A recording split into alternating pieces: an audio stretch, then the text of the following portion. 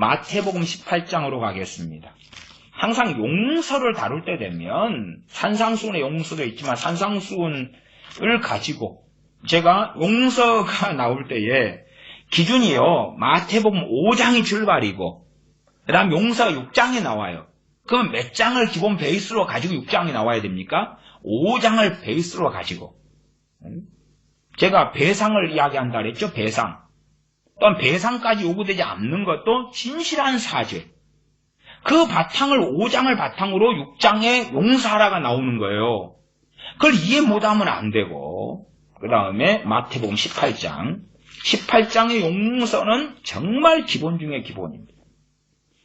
18장 15절로 갑니다. 마태복음 18장 15절. 내 형제가 죄를 범하거든 가서 너와 그 사람과만 상대하여 권고하라. 죄를 범했어요. 그러면 이 죄라는 것이 권고할 만한 정도까지 되면요. 이건 최소한 배상이 상당히 관여된 것이 많아요.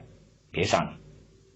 그러면 여기에서 내 형제가 죄를 범하거든 덮어놓고 용서해줘라. 그렇게 어디 나왔습니까? 그렇게 안 나왔잖아요. 나아가서요. 그 다음에 그 뒤에 이 사건 뒤에 1만 달란트 빚진 자 말씀이 나와요. 그리고 18장 35절로 갈 때에 너희가 각각 중심으로 형제를 용서하지 아니하면 내 천부께서도 너희에게 이와 같이 하시리라. 1만 달란트 말씀이 나와요. 그런데 그 전에 어떤 방식으로 형제에 대한 죄를 범할 때 용서를 시행할지가 나와 있다 그 말이에요. 그냥 덮어놓고 용서. 상대방이 내 재산상에 손실 5천만 원 끼쳤는데 용서해줄게 됐어 안 갚아도 돼 뭐 그런 거? 상대방이 잘못해놓고 오히려 더 성질내고 달라들 때에 알았어 용서해줄게 됐어. 아니면 하나님 앞에 하나님 저 사람 용서합니다 뭐 그렇게? 소설 쓰지 마셔요. 소설 쓰지 마. 말씀에 나온 것도 예를 들어서 그러한 1만 달란트의 방금 읽은 18장 35절을 읽을 때 되면 최소한 18장 15절로는 돌아가야 될 거 아니에요? 그 정도가 상식 아닙니까? 근데 꼭 가해자가 용서에 대한 말씀을 가지고 주장을 하는 거예요. 가해자가 지금 이것은 피해자한테 주님 하신 말씀, 피해자한테 이렇게 해라는 거예요. 15절에 내 형제가 죄를 범하거든 내 형제가 너한테 잘못한 일이 있거든 그 말이에요. 잘못도 다 경중이 있고 무게가 있을 거 아니에요? 근데 여기서는 이제 뭐 세번역이나 공동번역 같은 거 잘못한 일이 있거든 이렇게 번역했는데 그건 굉장히 가볍게 취급한 거예요. 오히려 개혁성경에 죄를 범하거든이 훨씬 더 무겁고 엄중합니다. 죄가 있으면 벌이 있는 거죠. 죄를 범하거든 가서 너와 그 사람과만 상대하여 권고하라. 1대1로. 권고해라. 무슨 말입니까? 그에 대해서 배상하든지 사죄하든지 해야 된다 그 말이에요. 만일 들으면 권고를 들어야죠. 권고를. 너가 내게 재산상의 손실이 200만 원 끼쳤어. 갚아줘. 갚아야지. 그게 특거든이지. 미안해. 아까 나 하나님께 회개했다. 회개기도 했어. 그리고 사랑해야지. 나 그 정도 가지고 나는 돈이 재산이 1,000만 원밖에 없고 너는 지금 보니까 한 3억 있잖아. 그 정도는 너한테 아무것도 아니고 푼돈이에. 푼돈이니까 그냥 털어버려. 그냥 봐줘. 그 정도도 못해? 용서하라 그랬어. 그래 보면 진짜 교회도 악해지고 더러워지고 신앙도 더러워지고 타락해져 가는 것입니다. 그 사람과만 상대하여 권고하라. 만일 들으면 내가 내 형제를 얻는 것이요. 들으면이 무엇입니까 도대체? 진실한 회개고 회개에 합당한 열매를 맺는 것이죠. 16절 만일 듣지 않거든 한두 사람을 데리고 가서 두세 증인의 입으로 말마다 칭찬케 하라. 이것을 또 이간질로 생각하는 사람이 있어요. 이거 이간질 아니에요. 이 사건이 1대1로 처리가 안 되니까 증인들 데리고 갈 거 아니에요. 데리고 가려면 누가 증인인지 찾아내야 되잖아요. 증인들한테 사건에 대해서 서로 공유해야 될 거 아니에요. 배어진 진행 과정도 그렇고 그건 이간질 아니에요. 이간질은 없는 것을 만들어내는 것이고 말하자면 가해자가 피해자 코스프레 하는 것이고 뭐 등등등이죠. 그래서 1대1로 해서 처리가 안 되면 두세 증인들 데리고 가라 그 말이에요. 데리고 가서 처리해라 그 말이지. 17절 만일 그들의 말도 듣지 않거든 교회의 말하고 교회의 말도 듣지 않거든 이방인과 세리와 같이 여기라. 교회가 할 수 있는 건 형사나 아니면 뭐 처벌은 못 내려요. 단지 그냥 관계를 정리하고 끊는 것 정도밖에 못해요. 재판은 하나님께 맡길 수밖에 없어요. 그러니까 이러한 형제라고 일컫는 크리스천이 내게 사고치면 교회에서 행할 수 있는 건 이 정도예요. 물론 이제 민사까지 형사까지 가는 문제들에 대하여서 저는 이 공의를 정의를 하수처럼 강처럼 흘려보내야 되는 사명 우리 그리스도인들에게 있기 때문에 정말로 그것이 그 악한 사람들이 회개치 않을 때에 처리돼야 될 것은 법적으로까지 세상 법정까지 가야 될 때가 많다까지는 말씀을 드려요. 교회에서 교회 말도 교회 말하고 그렇죠? 18장 17절에 교회 말하면 교회 신앙생활하는 모든 사람이 다 알아야 되겠죠. 다 알아야 돼요. 이것은 이제 왕따라느니 뭐라느니 뭐 그러면 안 되죠. 안 돼. 맨 처음 1대1로 갔을 때 돌이켜야지. 갚아야지. 배상해야지. 그것이 회개죠. 말만으로 하는 것은 너무 다 쉽게 끝나겠죠. 말만으로 하는 것이 쉽게 끝나는 거예요. 그냥 저 사람 돈 사기 1억 친 다음에 미안해요. 미안해. 끝. 미안해요. 저도 어떤 선교사들 사기꾼들을 몇 명 압니다. 그런 사람들 사기친 다음에 미안해요 그러더라. 미안해요. 그게 정말로 당신들 지옥 가. 최소 2배 배상하셔. 1억 사기쳤으면 2억 내놔야 돼. 2억 내놔야 돼. 물론 받는 측이 정말 관대해서 원금 정도 받겠다 그러면 뭐 모르지만 당신은 최소한은 원금만 받아라 어째라 말하지 못하고 돈이 닿으면 최소한 1억 사기쳤으면 2억을 준비하셔야 돼. 2억을 준비하셔야 돼. 그까지가 당신의 선이고 받는 사람이 원금만 받겠다 그런 것을 받는 사람의 사랑이고 관대함이고 교회에 말해야 된다. 1대1로 안 들으면 증인들 데려가서 말하고 그래도 안 들으면 교회 공론화시켜라. 교회가 전체로 말아도 듣지 않거든 17절 이방인과 세리와 같이 여기라. 형제가 아니니까 남남이요. 완전히 남남이라. 이방인과 세리예요. 이방인과 세리도 물에 빠졌을 때 살려주고 굶어 죽어갈 때 그때 먹을 것을 줄 수는 있지요. 그 정도의 사랑의 한계가 있지요. 그렇게 해라. 18절에 진실로 너희에게 이르노니 무엇이든지 너희가 땅에서 매면 하늘에서도 매일 것이다. 무엇이든지 땅에서 풀면 하늘에서 풀리리라. 그러면 내가 땅에서 풀려면 뭐 해야 돼요? 내가 배상할 거 다 해야지 풀리죠. 그래야 하늘에서 풀리는 거예요. 자기가 인생과 삶이 꼬였어요. 근데 알고 보니까 하늘에서 하나님께서 안 풀어주시죠. 왜냐하면 자기가 배상을 안 했거든. 남자들이, 남편들이 아내한테 사고 쳤으면 다 배상해야 돼요. 이혼할 때 크리스찬 둘이 이혼해가 도둑질해 먹었으면 다 배상해야지 하늘에서 풀리는 거예요. 안 그러면 안 풀려, 당신들. 10중 8구 지옥에 떨어져, 당신들.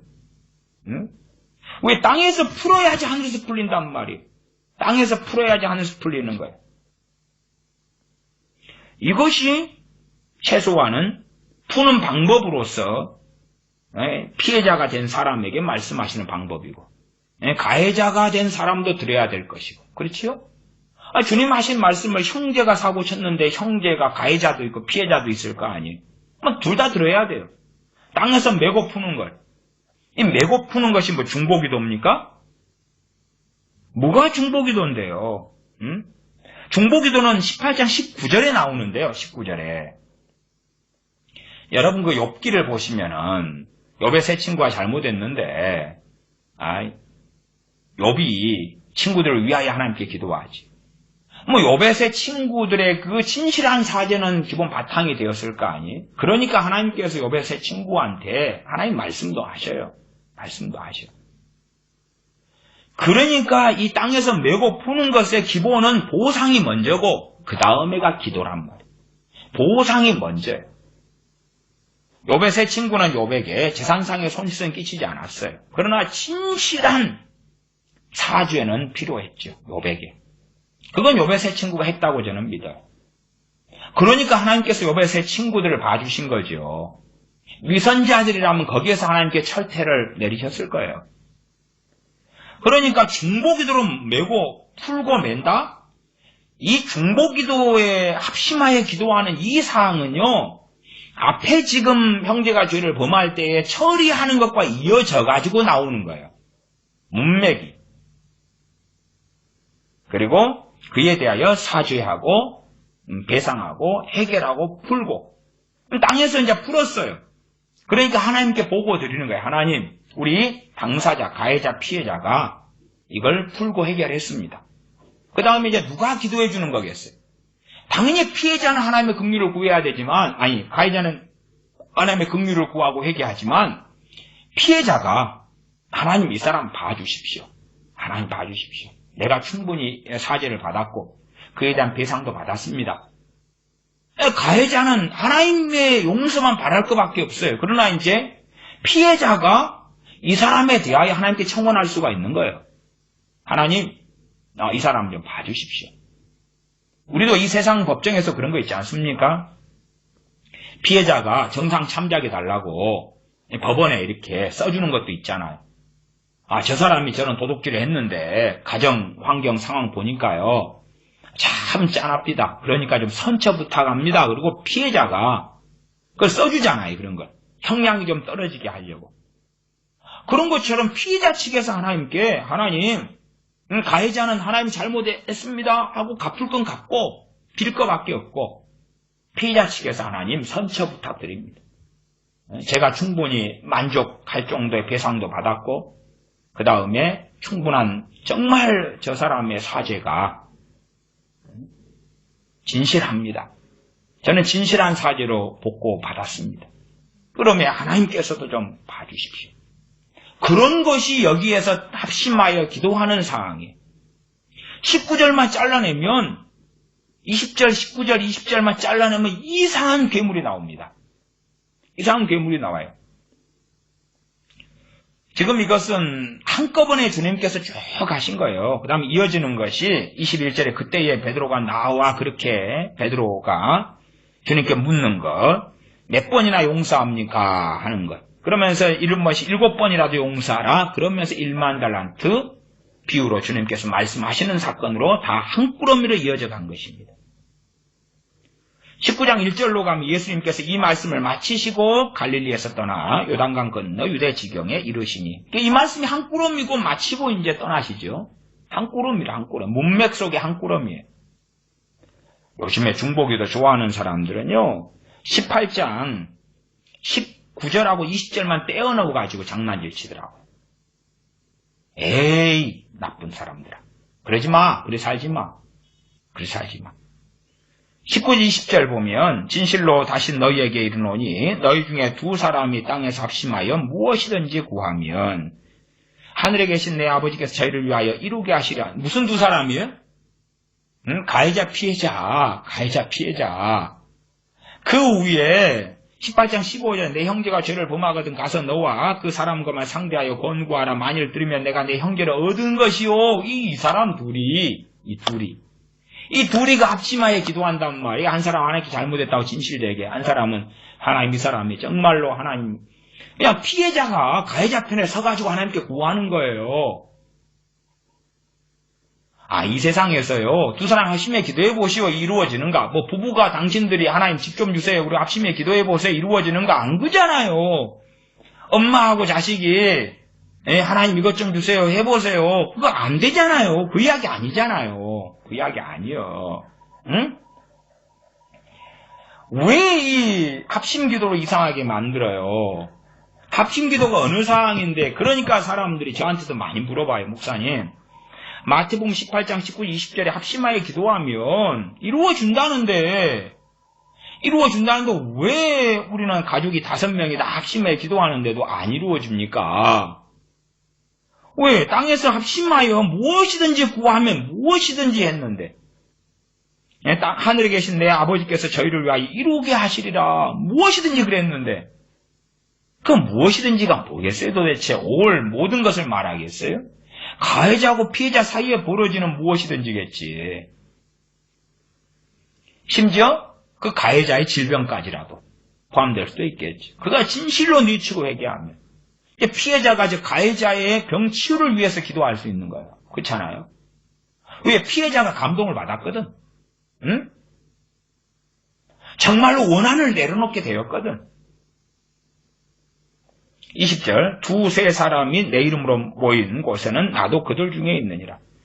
여기서도 문맥적으로 두세 사람이 모였을 때 무엇 때문에 모였겠어요? 가해자하고 피해자하고 때론 증인들. 어떤 경우는 1대1로 말해서 안 듣다가 증인들 나타나가야 들은 경우도 있을 거 아니에요. 그러면 3명까지 되겠죠. 2명이면 가해자 피해자고 3명이면 증인 하나. 그 증인이 때로는 이 한두 사람 데려가라고 18장 16절에 나오잖아요. 만일 듣지 않거든 한두 사람을 데리고 갔으면 한 명만 데리고 갔으면 3명이 되겠죠. 이 말씀의 문맥이. 물론 적용적으로 어떤 중보기도 어떤 두세 사람이 모인 곳에를 적용적으로 말할 수 있겠지만 이건 지금 땅에서 푸는 과정에 벌어지는 일이에요. 땅에서 이게 안 되면 묶여버리는 거죠. 땅에서 이건 풀도록 주님 말씀하시는 건데 여기에서 이제 이 죄 지은 사람이 이걸 회개하지 않고 사죄하지 않고 배상하지 않으면 땅에서 뭐 하게 됩니까? 묶여버려. 18장 18절 다시 돌아가면 진실로 너희에게 이르노니 무엇이든지 너희가 땅에서 매면은 묶어버리면 그 말. 묶어버리면. 묶는 방법은 누가 묶어버려요? 내 형제가 죄를 범하거든 할 때에 그 죄 범한 사람이 묶어버려. 1대1로 말했는데 안 받아들여.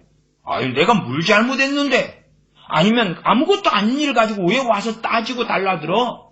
2명, 3명, 1명, 2명 증인까지 와서 나를 왜 겁박을 해? 내가 잘못 안 했어? 이런 거. 그러면 그 사람은 땅에서 뭐 하게 돼요? 묶어버리게 돼요. 매버리게 돼요.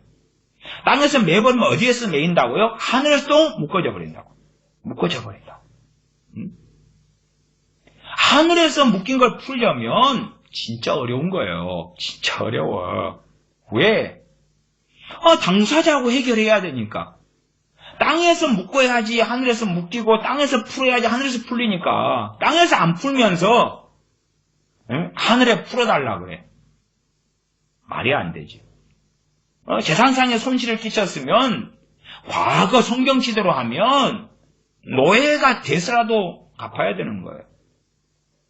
마태복음 18장으로 가봅시다. 18장 1만 달란트 비유로 가봅시다. 18장 24, 25절 갑니다. 회개할 때에 1만 달란트 빚진 자 하나를 데려오매 갚을 것이 없느니라. 주인이 명하여 그 몸과 처와 자식들과 모든 소유를 다 팔아 갚게 하라. 이게 한 남자가 가장이고 머리기 때문에요. 그 남자가 돈을 빚졌으면요, 아내든 처든지 자식들이라도 다 갚아야 돼요. 요즘에 편리한 것은 이혼이죠. 아내한테 돈 다 넘기고 위장이혼 해버리는 거지. 갖고 떼먹고 도망가는 거죠. 요즘에 여당 국회의원 가운데 그런 사람이 있더라고요. 근데 위장이혼 한 다음에 또 같이 다니대. 뭐 그런. 그러나 성경적으로는 그런 거 안 됩니다. 안 돼. 그래서 주인께서 그 몸과 처와 네 몸, 이렇게 파는 거예요. 아니, 1만 달란트 비유해서 주님께서 이 비유를 하시잖아요. 이게 노예로 넘기고 파는 거예요. 한 가장의 재산상에 빚진 것 때문에 가족이 전체가 노예가 되는 걸 이야기하시는 거예요. 주님께서 노예제도를 이야기하신다고 이게. 갚으려면 다 팔아. 자식들까지도. 모든 소유도 다 팔아 갚게 하라. 그러나 이제 그 종이 엎드려 절하며 가로되 내가 참으소서 다 갚으리이다. 못 갚은 돈이에요. 못 갚는 돈이에요. 뭐 요즘 돈으로 금값으로 환산할 때 이 금 1만 달란트는 요즘에 한 27조 밀이 되나요? 금값이 올라서. 근데 주인이 다 탕감해 주었어요. 그러나 주인이 탕감해 줬다 해서 이 종이 아닌 건 아니에요. 그냥 종이에요. 주인과 종의 관계는 영원해요. 영원해. 항상 종은 주인 것이에요. 근데 그럼에도 종의 빚을 탕감해 주었다 그 말 주인이. 그러나 탕감해 주어도 주인은 종의 주인이기 때문에 모든 걸 무효로 다 돌릴 수 있어요. 그리고 이제 탕감해 준 다음에 탕감받은 종이 나가요. 나간 다음에 28절에 그 종이 나가서 제게 100데나리온 빚진 동관 하나를 만나 붙들어 목을 잡고 가로되 빚을 갚으라. 멱살을 잡았다 그 말이에요. 100데나리온은 100일 돈 번 것이에요. 요즘에 쉬는 날 감안하면 한 석 달 정도, 석 달이 넘게 넉 달 정도 나오겠네, 넉 달. 100일이니까 석 달 열흘이니까 뭐 주 5일 근무하면 넉 달 나오겠지요. 한 달에 200만원 벌면 한 800만원 이런 식으로 되겠지. 근데 갚으라. 그러니까 그 동관의 친구입니다. 29절에 그 동관이 엎드려 간구하여 가로되 나를 참아주소서 갚으리이다. 800만원이면 그래도 시간 맞으면 갚을 수가 있는 돈이잖아요. 저희 금 1만 달란트는 뭐 불가능한 액수고 그걸 탕감받았는데 그 자비를 인을 베풀 수 있다고 말이에요. 시간을 주면 돼. 그냥 탕감해 주란 이야기가 아니고 시간 좀 달라고 갚을 수 있는 돈이란 말이 이 친구가. 100일이니까 100일 일하는 임금이 100데나리온이단 말이에요. 한 데나리온이 노동자 하루 품삯입니다. 30절 허락하지 아니하고 좀 시간을 좀 달라는데도 허락지 않고 이에 가서 저가 빚을 갚도록 옥에 가두거나 감옥에 집어넣어 버렸다고 말이에요. 아니 자유를 줘야지만 돈 벌어가 갚을 거 아니에요. 또 아버지가 벌어야지. 이런 작은 돈, 한 달에 200만원이면 800만원, 150만원이면 600만원, 이 돈도 없는데 그런 경우는 하루 벌어서 하루 먹고 사는 가정이겠죠. 그런 가정에 아버지를 감옥에 넣어버리면 자식들은 어떻게 되겠어요? 이런 정말로 완악한 짓을 한 거지요. 감옥에 넣어버렸어요. 그러면 이제 그 친구들, 동관들이 주인에게 보고했고, 주인이 1만 달러 탕감해 준 걸 이야기하면서 34절에, 33절에 내가 너를 불쌍히 여긴 것 같이 너도 내 동관을 불쌍히 여김이 마땅치 아니하냐. 불쌍히 안 여긴 거예요. 불쌍히 안 여긴 거예요. 그러면서 형제에 대한 용서 이야기를 하는 거예요. 용서 이야기. 다시 그 앞에 베드로 사도가 질문한 것을 보겠습니다. 질문한 것 21절이에요. 그때에 베드로가 나와 가로되 주여 형제가 내게 죄를 범하면 몇 번이나 용서하여 주리이까 7번까지 하오리이까. 7번까지 용서해 줄 때도 절차는 앞에 있죠. 앞에 형제가 죄를 범하면 가서 1대1로 이야기하고, 근데 1대1로 이야기했는 이 사람이 배상도 하고 보상도 하고 진실한 사죄도 했어요. 그러면은 그것을 7번까지 합니까 맥시멈? 그럴 때에 주님께서 아니다. 22절에 내게 이르노니 7번뿐 아니라 70번씩 7번이라도 해라. 490번. 왜 그렇게 우리는 연약하니까. 그러나 그것이 입으로만 그냥 상대방 회개도 안 했는데 사죄도 안 했는데 배상도 안 했는데 입으로 다 퉁치고 해라. 그런 걸로 성경 해석하면 진짜 악한 거예요. 진짜 악한 거. 그런 거 아니에요. 그런 거 아니에요.